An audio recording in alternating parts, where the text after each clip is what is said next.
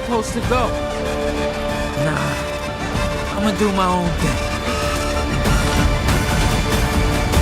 All stations, stop Spider-Man. You? What, me? Magnificent!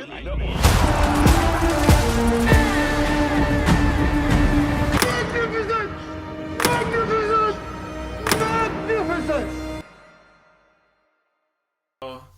It's Critic, and today I gotta tell y'all, I just watched Spider-Man Across the Spider-Verse. It's a sequel to Into the Spider-Verse involving Miles Morales and him being a part of the multiverse with Spider-Gwen, a different version of Peter Parker, all these different types of Spider-Man that just keep popping up in these movies, helping each other out to save the whole multiverse. Multiverses are popular now. The MCU's doing it, DC's doing it, every one of these movies doing it. Even A24 did it with Everything Everywhere All at Once, which won Best Picture this year. And let me just tell y'all, it is an amazing movie, better than I ever expected to be. Because let me just talk about the plot real quick. So in Into the Spider-Verse, we get the start of Miles Morales, seeing who he is, what his background is, him being black and Puerto Rican, living in Brooklyn. He had a Peter Parker once in his universe, but he died and basically gave the mantle to Miles Morales. Yada, yada, yada. He meets Gwen Stacy, who also becomes Spider-Woman in her own universe and has her own story, which we'll get to later.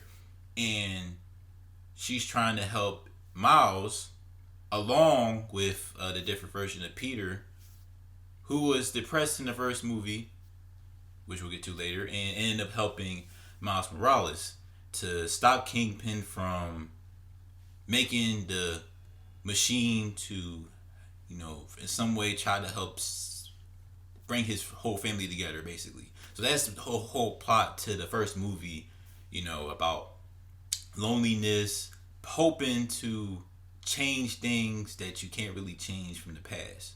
And so we get to the second one, right? And it goes to the same themes, but they go even deeper with it.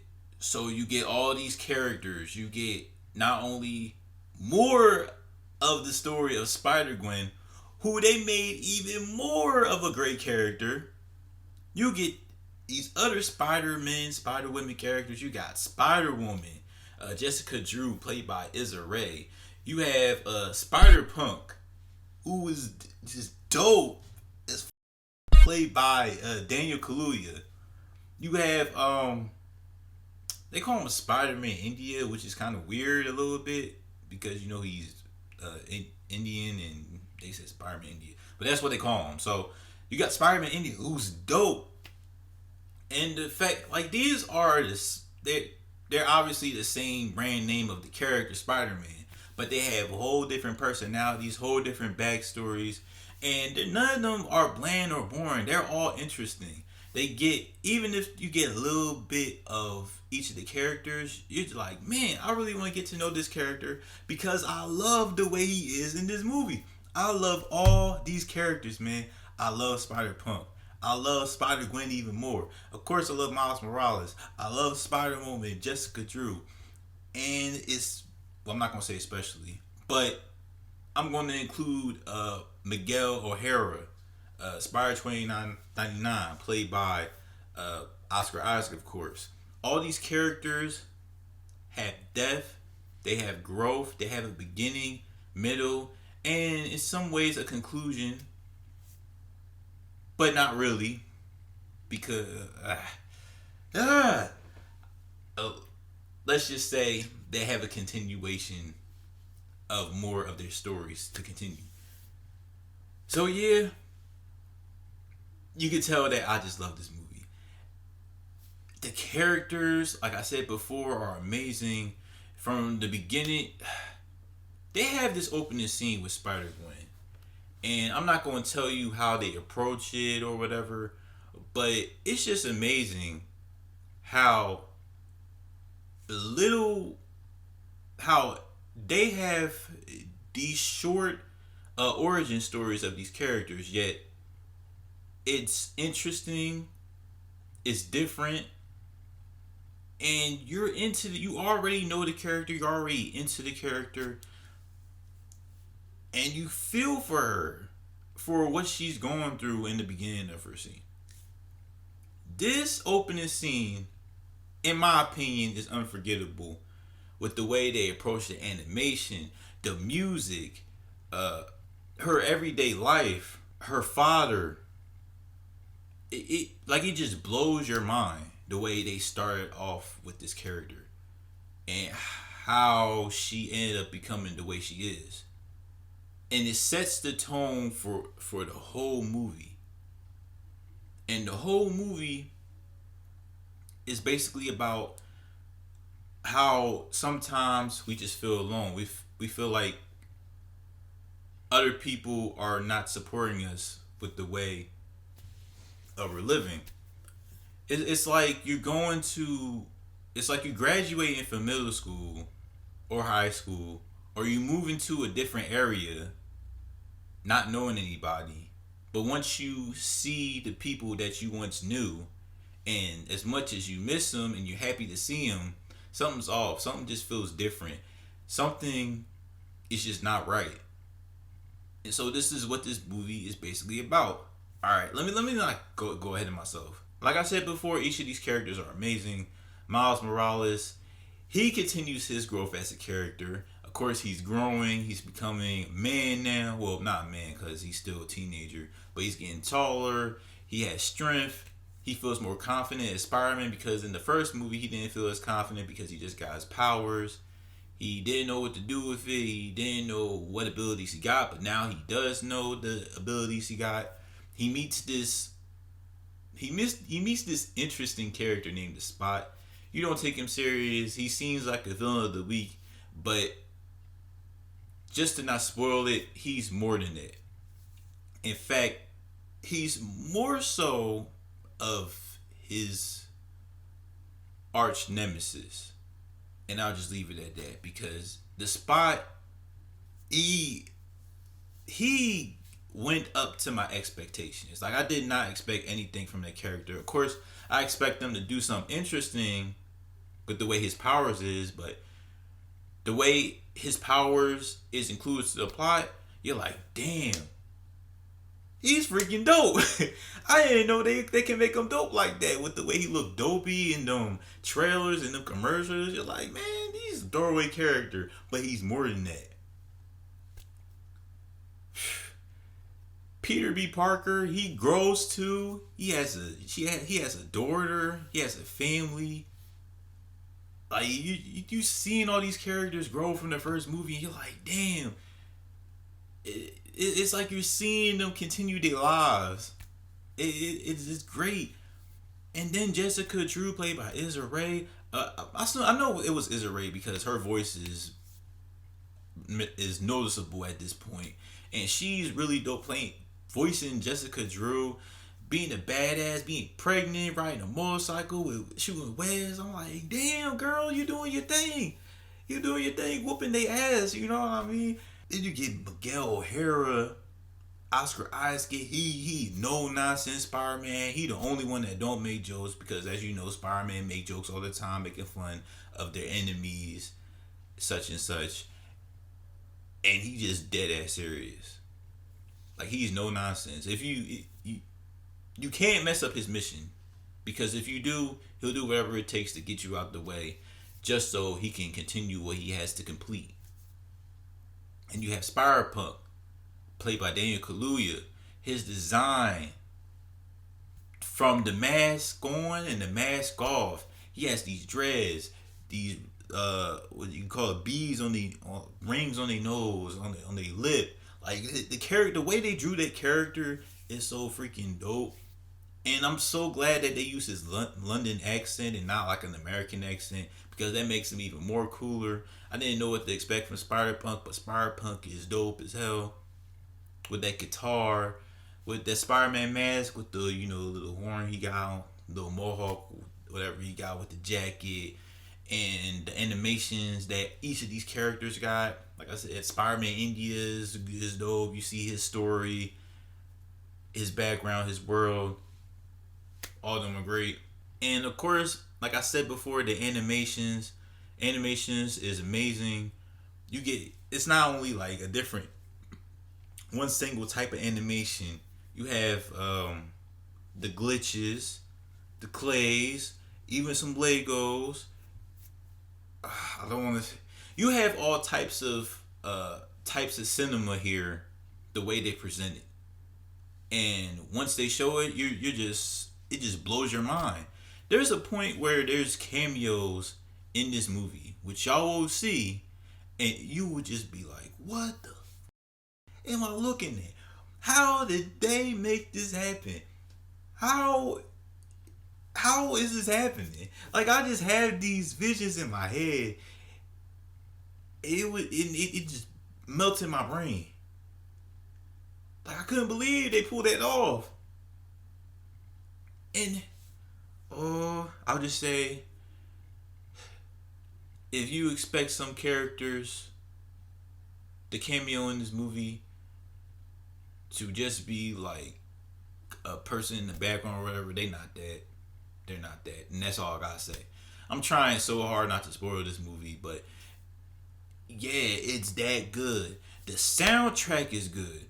Whoever decided to let Metro Boomin produce the music, perfect. Love the music. All the songs that are in here, dope. The score is great from Daniel Pentraman. I don't want to mispronounce his name, but he does a great job. Especially, I'll just say my favorite scores involve Spider-Gwen, and I'll say mostly Spider-Gwen. The way they presented her, and the story rolled up into all these characters. It adds to the mythology of Spider-Man. From the beginning, from Tobey Maguire, with great power comes great responsibility, sacrifice, being your own man, being independent. And that's the thing with Spider-Man nowadays, especially with Tom Holland, I had trouble with. Well, before, No Way Home, I always said that Spider-Man always had to make a sacrifice, always had to go through these consequences. And there's a debate there online, like, why does Spider-Man have to be so depressed? Why couldn't he be happy, live with his family, save his uncle, do whatever? Why does it have to be that way? And they find a way to make that a plot. That you don't need these sacrifices to happen in order for everything to be a cycle.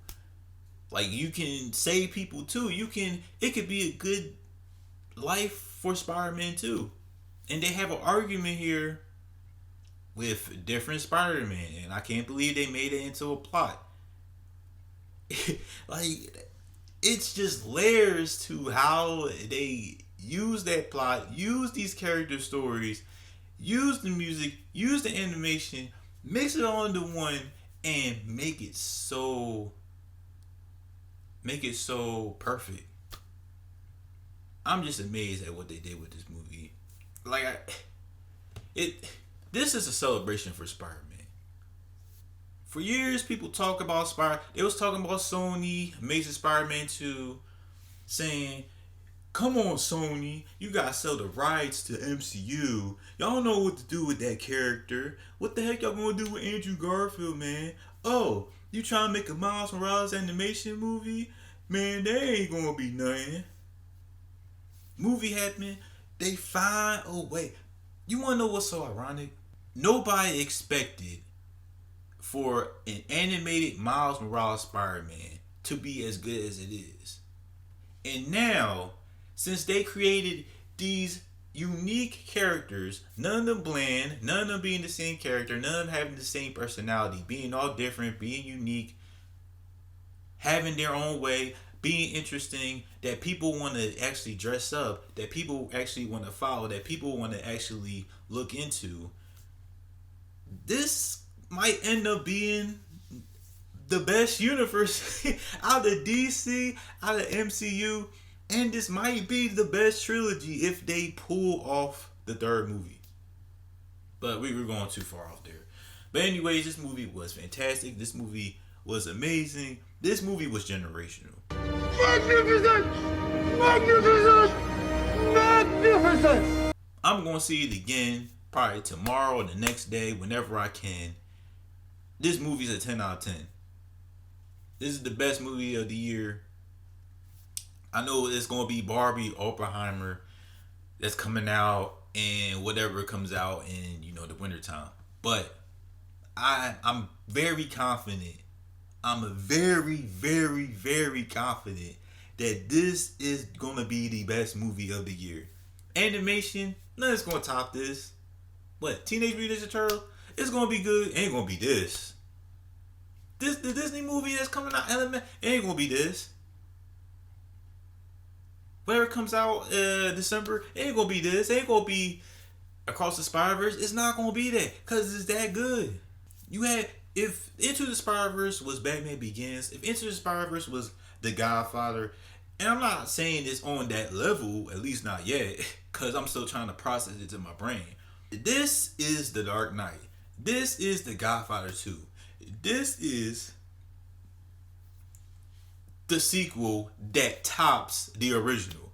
I can argue that this might be the best Spider-Man movie I've ever seen. And I never thought I would say that because I'm so biased of the Tobey Maguire movies. I love Spider-Man 2. I love Spider-Man. I can fully say this tops those movies, in my opinion. This tops it because of the shock value, the story that they put into, the depth they put into these characters, how they able to unite them and make all them interesting, make them all feel authentic. The voice work is great from Haley Steinfeld, Shameik Moore, Daniel Kaluuya, Issa Rae, Oscar Isaac, Jake Johnson. I can go on and on and on. They put in work here. They did a good job. They add to the mythos of Spider-Man. They make Miles Morales not only Spider-Man, but a character to himself. Not just a legacy character, a character to himself that people love to see and that people want to see and that people want to see more of. So definitely watch it. Watch it as soon as you can. Watch it today. Watch it tomorrow. Watch it the next day, whenever you can. And make sure to buy them tickets, man. It is great. Like I said, I'm giving this a 10 out of 10. So that's my reaction for Across the Spider-Verse. Make sure to like this video. Comment down below your thoughts on the movie. If you've seen it, let me know how you feel about it. Also, subscribe to the channel and hit that notification bell to be the first to see my new content. Alright, y'all.